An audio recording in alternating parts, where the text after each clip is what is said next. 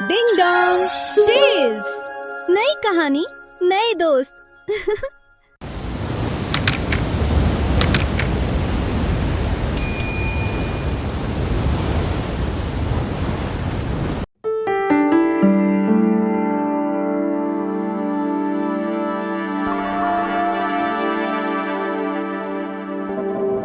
ये कहानी है कुसुम देवी के घर की, जहाँ सब कुछ है, प्यार, परिवार और अपनापन।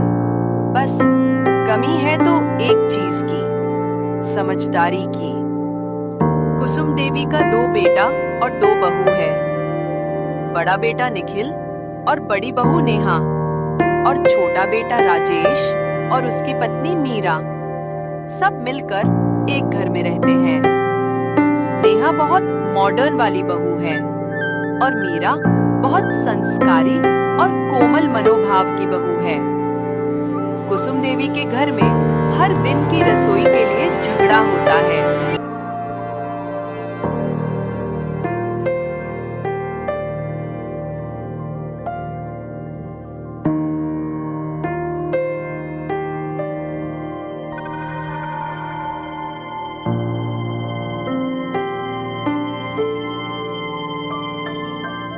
मेरा बेटा, नेहा आज फिर देर तक सोई है क्या? हाँ माँ जी, वो देर रात तक फोन पर थी शायद। अब घर में बहू है या मेहमान, सुबह की चाय तक खुद नहीं बनाती।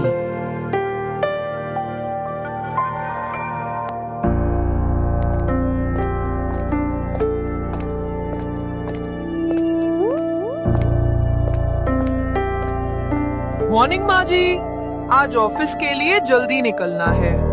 ऑफिस ठीक है बेटा, पर घर की भी तो जिम्मेदारी है।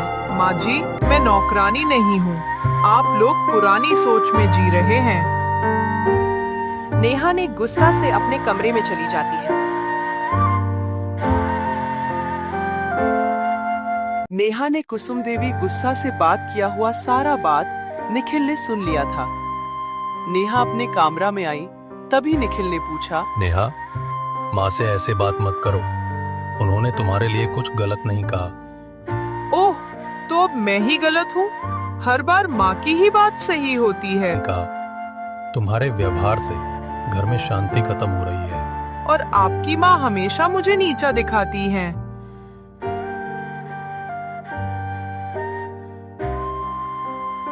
कभी-कभी शब्दों का एक तीर रिश्तों को घायल कर देता है।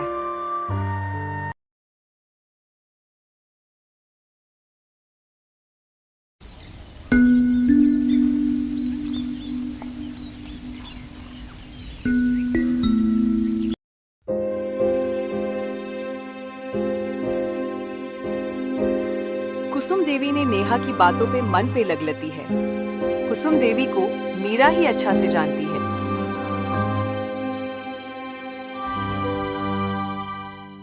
माँ जी, नेहा भाभी बस थोड़ा अलग सोचती हैं, बुरी नहीं है। बेटा, जब बहू अपनी सास को पुरानी सोच कहे तो दिल दुखता है।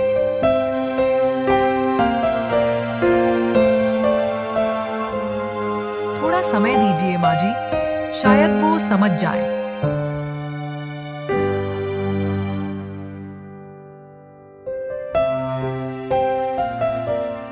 ऑफिस में बॉस ने नेहा को गुस्सा से डांटा। नेहा, प्रेजेंटेशन पूरा गलत है। काम में ध्यान दो, वरना छुट्टी लो। नेहा कुछ नहीं कहती है। नेहा गुस्से से घर लौट वापस आती है।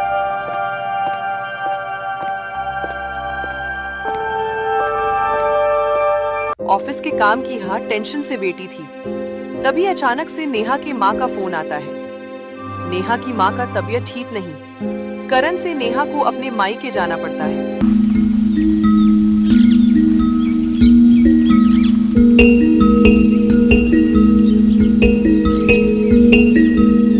नेहा अपने मायके जाती है।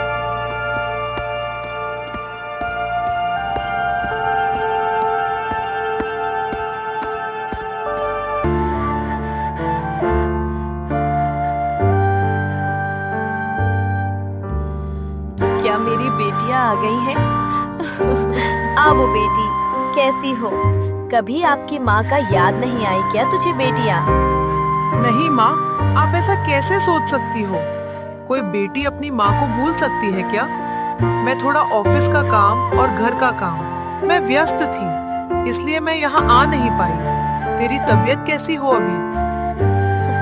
अभी मुझे बुढ़ापा में कोई नहीं देखा भाल करता है मुझे। क्या करूँ बेटा? क्या हुआ माँ?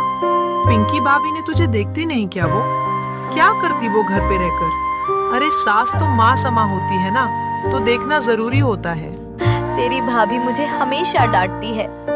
मेरी गलती नहीं है तो भी मुझ पे ही गलती दिखती है। मैं थक जाती हूँ बेटा, ये बुढ़िया कब तक संभालेगी?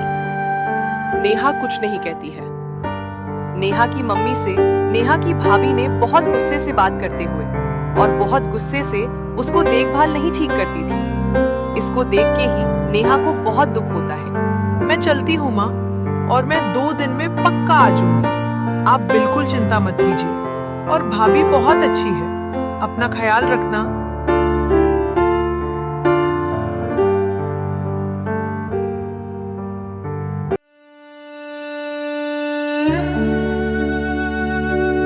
नेहा वापस ससुराल में आ गई और अपनी गलतियों से मन दुखी लगाकर अपने कमरे में बैठी है। यार कहती है, मैं कितना घमंडी हूँ।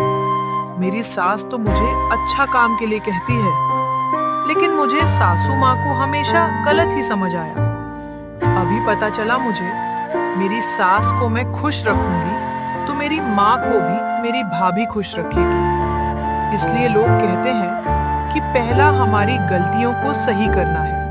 रात को वो पानी पीने के लिए रसोई में आती है और गलती से सास और पति की बातचीत सुन लेती है, जिसे वे उसके सामने कभी नहीं कहते। मुझे नेहा बहुत प्यारी है, पर मुझे नहीं पता उसे मुझसे इतनी नफरत क्यों है। शायद मैं अच्छी माँ नहीं बन पाई। नहीं माँ, आप बहुत अच्छी माँ हैं। नेहा हकीकत में माँ का प्यार कभी महसूस नहीं कर पाई है, इसलिए उसे आपके हर काम में शिकायत दिखाई देती है। मैं रोज रात भगवान से दुआ करती हूँ कि नेहा खुश रहे, चाहे वो मुझे पसंद करे या नहीं। ये शब्द सुनकर नेहा के पैरों तले जमीन खिसक जाती है। पहली बार उसे महसूस होता है कि उसे गलतफहमी थी। नफरत नहीं, प्यार छुपा था। नेहा चोरी छिपे ये सुनते हुए रोने लगती है। वो वापस कमरे में जाती है, लेकिन सो नहीं पाती। रात भर सोचती रहती है।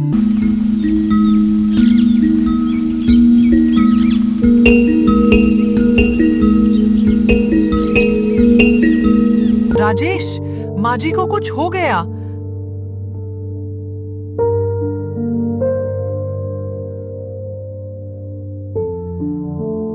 डॉक्टर को बुलाओ, डॉक्टर को बुलाओ।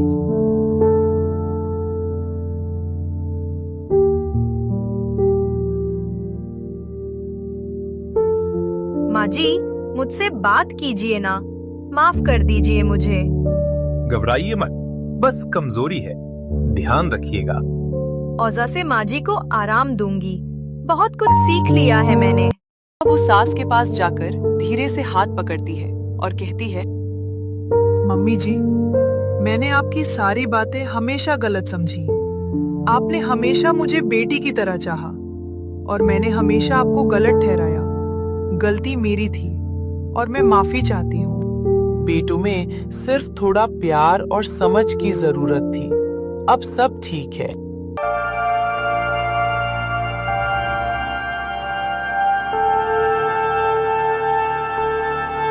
अरे भाभी, आप इतनी सुबह?